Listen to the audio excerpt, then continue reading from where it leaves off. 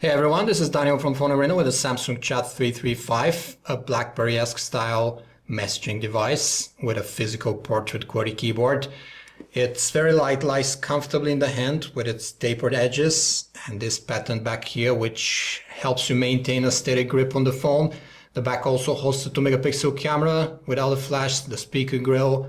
On the top we have the standard audio jack and a micro USB port here. On the left is the volume rocker, very distinct and easy to press, and that's about it. Around the sides, the front is occupied in half by this 2.4-inch LCD display. It's not a touch screen, a regular LCD, 240 by 320 pixels resolution. Navigation is aided by this optical trackpad here underneath the screen. Pretty sensitive, but you can adjust the sensitivity from settings. The optical pad is flanked by these two function keys as well as by the send and end keys. What's more interesting about the phone is this QWERTY physical keyboard here, so let's try it out. As we mentioned, the keyboard is very BlackBerry style. It's even slanted left and right on the left and right half, similar to BlackBerry devices. The keys have a nice click to them. They don't have a shallow travel or anything, but you can easily see that problems might arise for people that have larger hands and fingers. The keys are just too small. The handset is too narrow for a well-spaced out keyboard. So if you have bigger hands and fingers, you might have a problem with the keyboard on the Samsung S3350. Let's have a look at its interface though. We have two rows on the home screen of the Samsung S3350 with the most used applications on such a messaging handset. We have a shortcut to your email inbox, your text messages, Facebook, Twitter clients, various instant messaging apps, Google search and your music player. Underneath them are shortcuts to your favorite contacts. Let's have a look at the menu. There's no social networking integration in the Contacts app, but we didn't expect it since it's not a smartphone. The music player is pretty decent. You even have a bunch of equalizer presets, and the loudspeaker is quite strong and clear. You can easily use it for listening to music. The browser is next. It had trouble with more complicated websites with a lot of scripts, gave us out of memory error, so you'll mostly be restricted to mobile versions of the websites. Let's go for the rest of the menu. We have a combined inbox here of your text messages and your email inbox. We have a file browser built in the phone, organizer app, which includes a very good calendar with a lot of functions, and alarms, memo, task, word clock, calculator. You have a unit converter. All the basics are covered.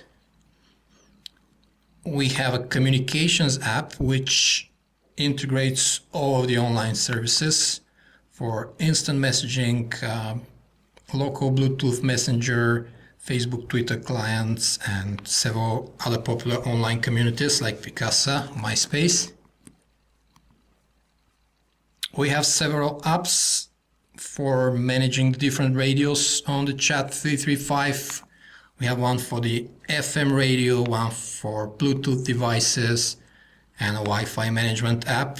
It's good that Samsung has included it, since we only have edge connectivity for data on the Samsung S3350, so you'll be browsing mostly via Wi-Fi.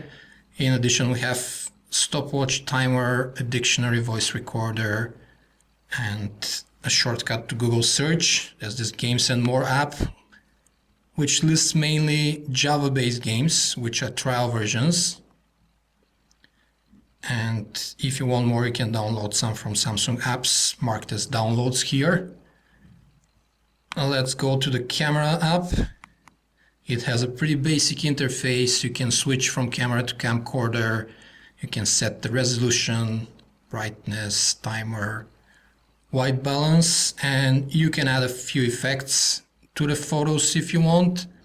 The pictures themselves turned out with nice saturated colors, high contrast, but they were lacking with the details and sharpness department, which can be expected from a 2 megapixel shooter, but decent for the price point nonetheless.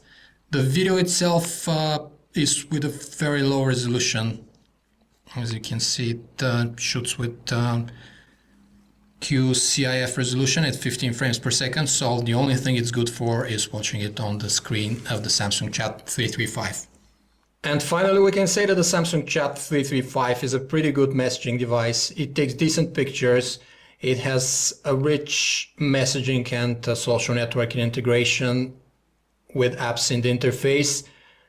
Plus, it has Wi-Fi connectivity, which comes in handy at this price point since it's a 2G device, only edge connectivity for data. You'll be using Wi-Fi a lot. And another good point is the outstanding battery life. Samsung quotes 12 hours of talk time with the Samsung Chat 335, which is very good. The main differentiating feature, this BlackBerry style keyboard, is also pretty comfortable to type on, except if you have bigger hands and fingers. Good alternative to this phone would be the Nokia C3, which also has similar specification and dimensions. Its keyboard is a bit more spaced out than on the Chat 335, but it's still cramped. These handsets are just too narrow for very comfortable keyboards, but as messaging devices, if you have normal hands, these are very good offerings at their price point. This was a video review of the Samsung Chat 335 from PhoneArena. If you want more details about the handset, you can visit us at phonearena.com. Thanks for watching.